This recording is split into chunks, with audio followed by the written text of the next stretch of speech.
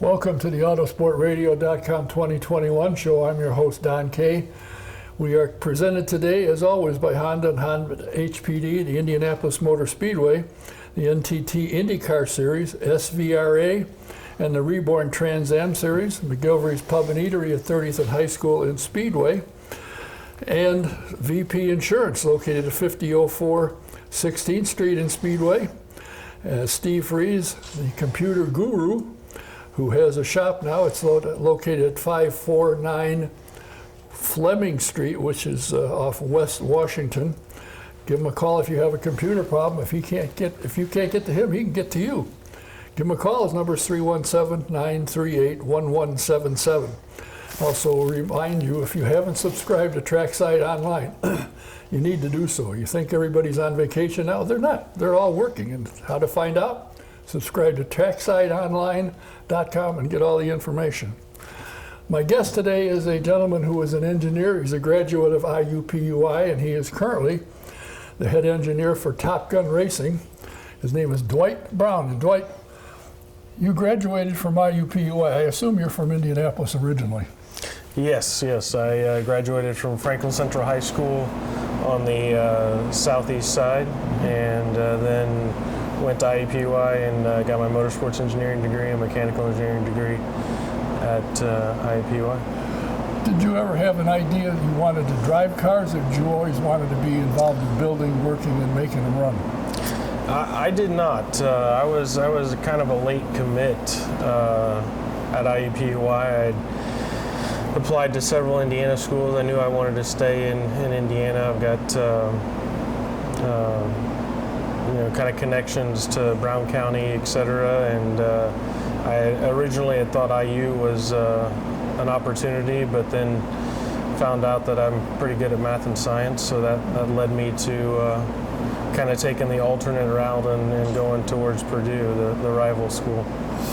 Well, since you're good at mathematics, you can help me balance my checkbook. Yes, that's always possible. You have worked for a number of teams, AJ Foyt for one, several other teams. You've always been in the engineering department? I have. I've started out as a data acquisition engineer. Worked at KV for a couple of years. Actually was at Brian Hurd Autosport before that as an intern. Got to work with Brian Page and Todd Malloy back there. And then got to do my first full-time gig with KV Racing Technology, and got to spend 2 great seasons there, and then moved on and got to spend 4 seasons with Foyt, with a little hiatus in there for about 6 months. So you've always wanted to be in the part of the motorsports world with building and making cars go fast. Yeah, I grew up going to qualifications with my parents. Kind of a family affair, so to speak, as a fan, and always had a fascination. I learned to walk at a young age with taking little 1/64 Indy cars and running grooves into the coffee tabletop. Mom's not too happy with the restaining that needs to take place with the coffee table, but that's kind of how I grew up, and I wore the tires off of my Little Tykes Indy car back in the day, and all. It's amazing, this sport, how it gets you once you get hooked on it. I mean, I'm not an engineer. I worked for a team. But I polished the car, I cleaned the car, I put the tools back when the guys went to lunch or went out to pit lane. And just to be involved and the people involved, I've still to this day, I should be down in Florida drinking Mai Tais, but I like being around race people. It's amazing. When I first came in, the engine, it took 3 men and a boy and a jack to move it. Now they're smaller and they're more powerful. What is it that makes these things so powerful and yet be so small? Well, I mean, technology has continued to evolve. Every year there's updates to the race car, even though the chassis is a DW12 originally, that then transformed into an IR18. There's continual bits and pieces, whether it be the carbon fiber bodywork, the electronics. We have many electronics on the car these days. All of that has progressed and evolved, and electronics are lighter, smaller, compactor, and it's all about weight and size when it comes to sensors that we use for the race car. The drivers that I talk with, and I say, you guys, in the next year or so, the speed's going to jump dramatically, or could. Yes. Are you worried about the car? And they say, no. The car is built and will be evolved to be better so that it will handle the speeds. And when people see an IndyCar wreck, they see pieces flying. But that's by design. That is by design. That is by design. The intro class that I had back in college, we studied. There was a Michael McDowell wreck at Texas Motor Speedway, and the lengthening of time span for a wreck is one of the big things that reduces the kinetic energy, et cetera, and changes that energy into different forms, whether it be friction, et cetera.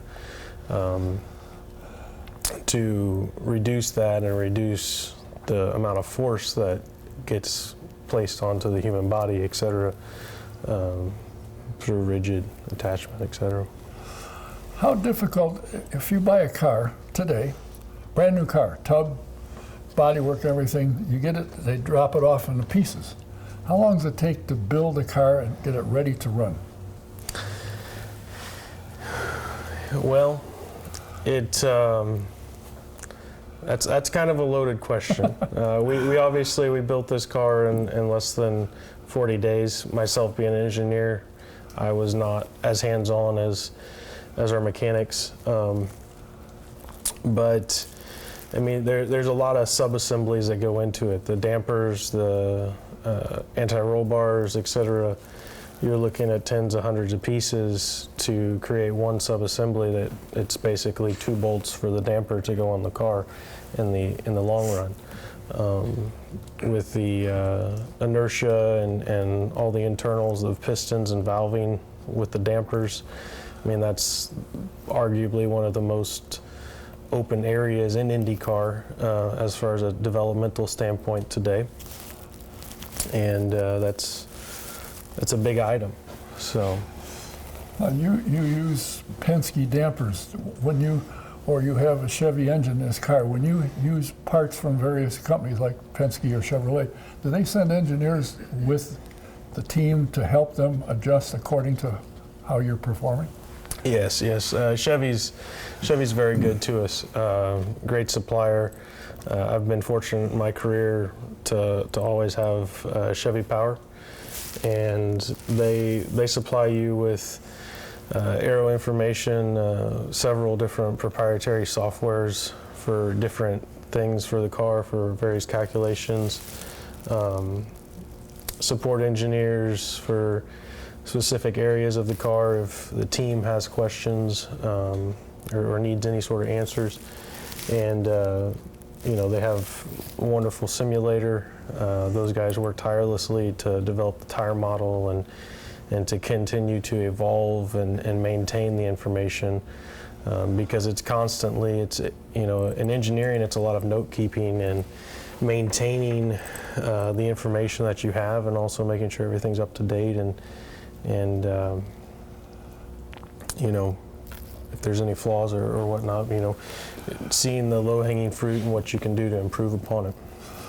Well, when I was, and this is in the mid-'70s and into the mid to late '80s, they didn't have the ability to monitor the car from the scoring stand that they do today. Correct. I mean, it dazzles me that they can tell tire pressure. Now, I can push a button on my personal car and I can read it. I don't know how that works either, but my question is, do you get enough information that when the driver comes in, pulls in, and you ask him, I assume you do, what do you feel, what do you need? And he'll tell you what he feels, and you can look and say, he's right, Or, that used to happen.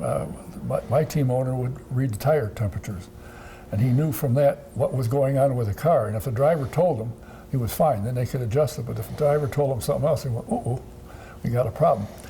Do you need to get tire temperatures to tell the car? Or can you tell from the scoring stand and the information you get as the car is performing, know what's wrong, what needs to be adjusted? Well, the logging rates and the bandwidth for telemetry, which is when you send data from the car to a timing stand or a central point of location, has gotten better and better. So we're able to have higher logging rates, more data points per second, etc. Some of the items on the car, like aero balance, possibly damper travel, etc., you want to look at higher frequencies. Those higher frequencies kind of were limited, I'd say probably the last 5 or 10 years, more so to log data, which is the actual physical logger on the car when the car comes into pit lane. But with the advancement in 4G technology, 5G technology, the live on air equipment that Cosworth sets up for us at the racetrack, we're able to see more and more in real time, able to analyze more and more in real time, and it can almost become number overload, especially when you're nearing the end of a session and you have 5-6 minutes for a change. So we've done a lot for the data side and the computing side, but at the end of the day, we're still humans trying to interface and view and interpret data and make sound decisions and judgments off of that. So you have to rely on your driver feedback, and you have to validate that feedback with data. In other words, you got to be able to read quickly. You do. It happens fast. 45-minute session IndyCar is quite quick and quite action-packed. Something that's always intrigued me is you can take this car, R.C. Enerson is your driver, and he can go out in the car and say, God, it feels great. And somebody else get in the car and say, how in the world do you drive this thing? Yeah. What's the difference, and what causes that? Why does one driver think the car is perfect, the other guy thinks they're going to hit the wall first time out? I mean, everybody has different driving styles. Some late braking, on throttle early, and you can see that with just your overlay of driver controls. Kind of a minimal data standpoint, one of the initial screens that you see, especially if you have the advantage of having a teammate. We're obviously a single car team, but when you have teammates and you can overlay different data and see that, Joe is missing the brake zone by 100 feet, and stuff like that. And I have to say Charlie Kimball's probably one of the best drivers that I've worked with in a case of listening to the data and what his teammate has learned or is doing better than him on track.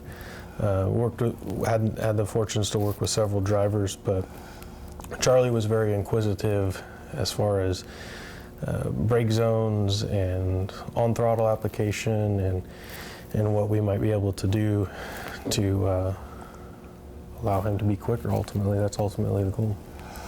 You hear when you're watching a telecast that they can make adjustments in the car, that they can, what kind of adjustments can they do and to what that makes the car handle better or turn better or whatever?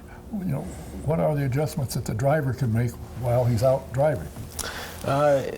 Dependent upon setup, of course, but you have a front anti-roll bar, a rear anti-roll bar, 6 positions mechanically that can be adjusted. We have sensors that tell what position they are in at which time on the track. That's usually always being sent back through telemetry, and we can see that live and in person. For the oval races, we have a weight jacker, which is essentially a hydraulic cylinder on the right rear shock that compresses and expands and has a total movement of a 1/2 inch by rule book. And what that does is that allows us to play with the cross weight of the car, obviously. So putting left front weight versus right front weight, etc., and the handling on the oval. It's also been used more so as a speed item at the speedways to lower the rear ride height down the front stretch and back stretch.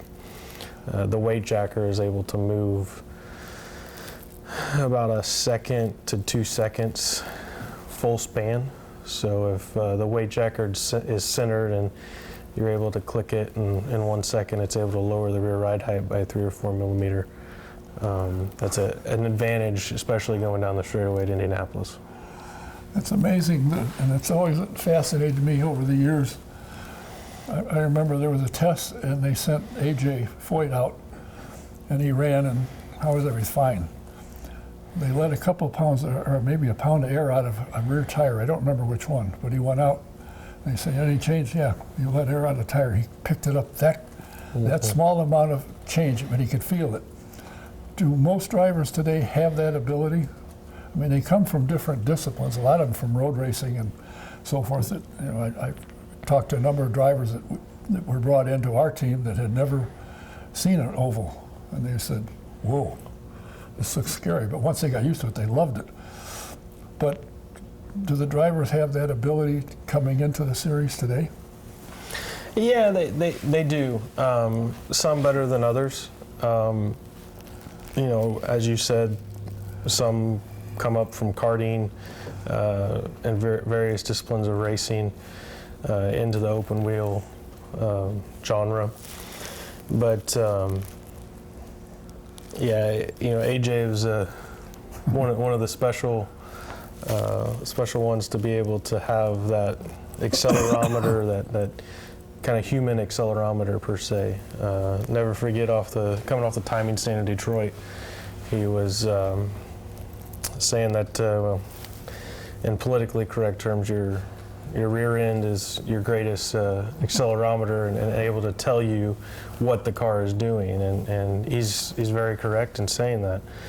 And then that's something that, you know, is learned by track time, and you know, unfortunately, track time is getting more and more expensive, maybe in today's age. But still, nonetheless, you know, we can have simulators, we can do things, but you know, the actual rubber hitting the road is definitely a key advantage. Now, we're here in the garage where you maintain the Top Gun car, and you know, people would come in here and say, geez, they've been working 2 weeks on this thing and it looks exactly the same as it was. But there's so much in here that people don't realize. I mean, if they get to come in here now, you see all the things that's on the wheel, and you go, geez whiz. There's a lot of controls and a lot of monitors everywhere. You can monitor everything. It's kind of interesting, and when you start thinking you've got to assemble all this, it comes in boxes, put it all together to get it right. That's quite amazing. Yeah, it was very impressive. I started on May 2nd last year, and we were on the track May 9th, I believe, at Gateway for a shakedown test last year. Within that time, we hadn't had a setup on the car. There was no electronics plugged in. There was some main looms laid into the car, etc.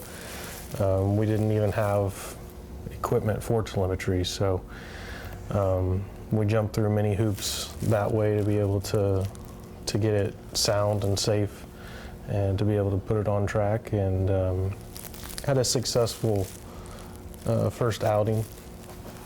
And then we're fortunate to come back and continue working on things, and you know, massaging bits and pieces here and there. So and that's what crews will say. What are you doing? We're just massaging the car. Yeah. And it always amazed me, the team I work for, their deal was between the time we leave a racetrack till we hit the next one, you got all week, you rebuild the car, you do what you need to do. So when we got to the track, they were always first out.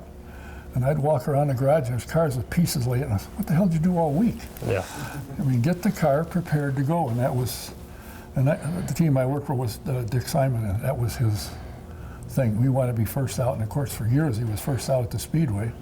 And the last couple of years teams were out, but they let him go out first just because he'd done it so long. But it was interesting to work and listen to and see what's involved, because I thought when I first came to the 500, they rolled the car out of a truck, polished it up, and went out and run. No. There's hours and hours of work, and I worked with Dick, and we'd work until midnight, and he'd get me up at 4 in the morning and go back in again, because he could work on the cars. Well, geez Louise, this is not a walk in paradise.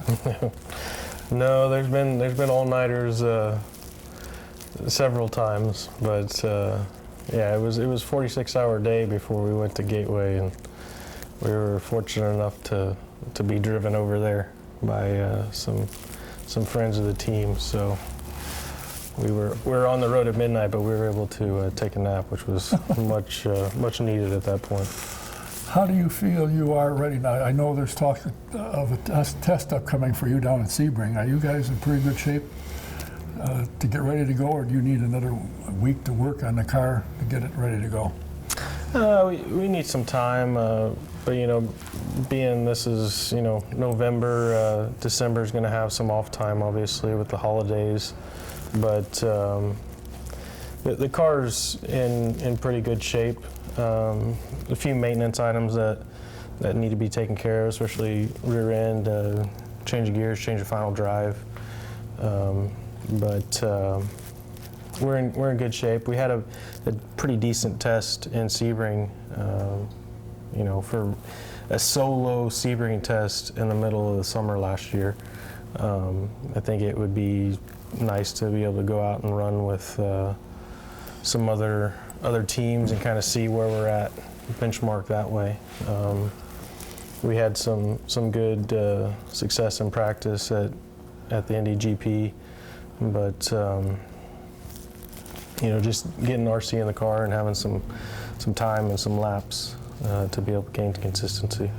Well, I found it, as I observed, the crew and the driver have to be on the same page. You have to understand him, and he has to understand you. And it seems to me, just watching and listening to RC, that he's pretty good at what he does. He understands, he can tell you what he needs, what he feels, as AJ said, from the seat of your pants, which is what everyone says. You feel it in the seat of your pants what the car is doing. It seems to me he's pretty good at that, so it makes your job a little easier, and you know what to look for. Plus the fact you see it electronically. Yes, and you're on the same page. It's always great to be able to get solid driver feedback immediately, and we do have that with RC. That was a big help, and RC is very quick to own, hey, I blew the braking zone in turn 5, or 7, 8, 9 at Indy Road Course. That's one of the areas to easily lose 2 or 3 tenths of a second, and so just having an hour of practice at Indy Road Course was a big deal. If we could get a test day there this year, it would be wonderful.